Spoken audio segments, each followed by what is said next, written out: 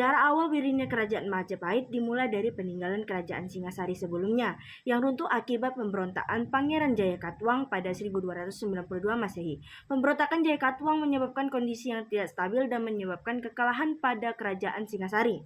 Kartanegara, pemimpin Singasari yang juga mertua Raden Jayawijaya, gugur akibat serbuan tentara Galenggang yang dikirim oleh Jayakatwang. Istana Singasari pun telah diduduki semenjak saat itu. Pangeran Jayakatwang mengambil alih kerajaan dan menjadikan dirinya sebagai raja baru. Menentu Kartanegara, Raja Singasari yang kalah oleh Jayakatwang, yaitu Raden Wijaya, saat itu terdesak melarikan diri dari pemberontakan tersebut. Raden Wijaya bersama istrinya dan sejumlah pasukan yang tersisa meninggalkan Singasari untuk menuju Madura. Mereka hendak menemui Adipati Wirawijaya. Mengutip buku Menuju Puncak Kemegahan Sejarah Kerajaan Majapahit, karya Profesor Dr. Slamet Muljana 2005, Wirawijaya menyarankan Raden Wijaya agar menyerahkan diri kepada Jayakatwang. Wijaya juga yang mengusulkan kepada Raden Wijaya untuk membuka hutan di daerah Tarik. Raden Wijaya kemudian menuruti perkataan Wirawijaya. Raden Wijaya pun melakukan permohonan kepada Jayakatwang untuk membuka hutan di daerah Tarik. Ketika mengabdi kepada Jayakatwang, Raden Wijaya mengusulkan untuk membuka hutan Tarik sebagai tempat berburu raja. Hutan itu pun diubah menjadi hunian sekaligus tempat untuk membangun kekuatan. Tempat tersebut kemudian dinamakan Majapahit atau Wilwatika. Raden Wijaya dan Wijaya akhirnya mampu membangun kekuatan untuk menyerbu Jayakatwang. Apalagi kala itu mereka mendengar kabar kedatangan tentara Tartar dari Mongol. Pasukan tersebut sebenarnya hendak menyerbu Raja Kartanegara yang telah dibunuh oleh tentara Jayakatwang. Oleh Raden Wijaya dan Wirajaya, pasukan Tartar diajak bekerja sama. Gabungan pasukan itu akhirnya berhasil menjatuhkan Jayakatwang dan kerajaan Gelang-Gelang pun runtuh. Raden Wijaya lantas mengambil alih kekuasaan dan memimpin wilayah Jawa dari Majapahit sebelum diangkat menjadi Raja Majapahit. Wijaya terlebih dahulu mengusir pasukan Tartar tadi.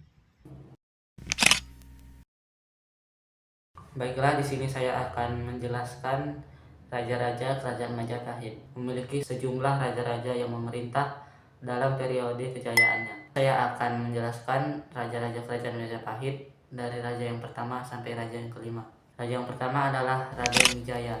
Ia menjabat dari tahun 1293 sampai 1309. Raden Wijaya adalah pendiri Kerajaan Majapahit, menantu dari Raja Kartanegara dari Singasari. Ia berhasil mendirikan ibu kota di Trowulan. Ia memulai masa kejayaan Majapahit. Kedua adalah Jayanegara. Raja ini menjabat dari tahun 1309 sampai 1328. Jayanegara dikenal sebagai raja yang menghadapi banyak pemberontakan dari kalangan bangsawan. Pemerintahannya diganggu oleh ketidakstabilan internal dan ia terbunuh oleh tabibnya sendiri. Ketiga adalah Tribhuwana Wijaya Tunggadewi. Raja ini menjabat dari tahun 1328 sampai 1350. Setelah kematian Jayanegara, Tribhuwana Wijaya Tunggadewi selaku putri dari Raden Wijaya naik tahta. Di bawah pemerintahannya, wilayah Majapahit mulai meluas secara signifikan. Tribhuwana juga dikenal karena menunjuk Gajah Mada sebagai Mahapati yang kemudian memulai Sumpah Palapa. Yang keempat adalah Raja Hayam Wuruk. Raja ini menjabat dari tahun 1350 sampai 1389. Hayam Wuruk juga dikenal sebagai Raja Sanagara, adalah puncak kejayaan Majapahit. Dengan bantuan Gajah Mada, Majapahit berhasil menguasai sebagian besar Nusantara dan wilayah sekitarnya, termasuk Sumatera, Semenanjung Malaya, Kalimantan, Sulawesi, Bali, hingga sebagian Filipina. Yang kelima adalah Wikramawardhana. Raja ini menjabat dari tahun 1389 sampai 1429. Wikramawardhana adalah menantu Hayam Wuruk yang menggantikan tahta setelah kematian raja besar tersebut. Pemerintahannya ditandai oleh perang saudara yang kita kenal sebagai Perang Parekrek. Baiklah, di sini saya akan menjelaskan Masa pemerintahan Suwita. Suwita memerintah pada tahun 1429 hingga tahun 1447 Masehi. Gelar yang ia peroleh adalah Dia Ayu Kencana Wungu. Selanjutnya, saya akan menjelaskan tentang Kertawijaya. Kertawijaya adalah putra Wikramawardhana dari Selir. Kertawijaya naik tahta menggantikan Suhita tahun 1447. Pada masa pemerintahannya, sering terjadi gempa bumi dan gunung meletus. Juga sering terjadi pembunuhan penduduk Tidung Gelating oleh keponakannya yaitu Bre Paguhan Putra Bre. Tumapel Kertawijaya wafat tahun 1451. Selanjutnya saya akan menjelaskan tentang masa pemerintahan Raja Swardhana atau Brawijaya II. Raja ini memerintah dimulai pada tahun 1451 hingga 1453. Gelar yang ia peroleh adalah Brawijaya kedua. Sebelum menjadi raja, ia pernah menjabat sebagai Bre Purnotan atau Bre Keling, kemudian Bre Kahuripan. Pada masa pemerintahannya, disebutkan bahwa pada tahun 1452, Swardhana mengirimkan duta besar ke Tiongkok. Selanjutnya saya menjelaskan tentang Raja Purwawisesa. Purwawisesa atau Brawijaya III memerintah di Kerajaan Majapahit pada tahun 1456 sampai 1466. Raja ke-9 ini mendapatkan gelar Brawijaya ketiga. Raja Kerajaan Majapahit yang ke-11 yaitu Raja Bahre Kertabumi. Ia berkuasa pada tahun 1468 sampai dengan 1478 Masehi. Raja yang satu ini adalah anak Purwawisesa dari Permaisuri Dia Singamurti. Ia menggulingkan kakaknya Brawijaya IV dan naik tahta sebagai raja Kerajaan Majapahit.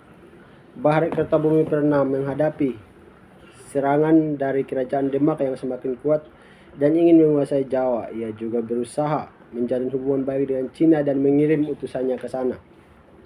Raja yang ke-12 yaitu Girindrawardhana. Ia berkuasa pada tahun 1478 sampai dengan 1489 Masehi.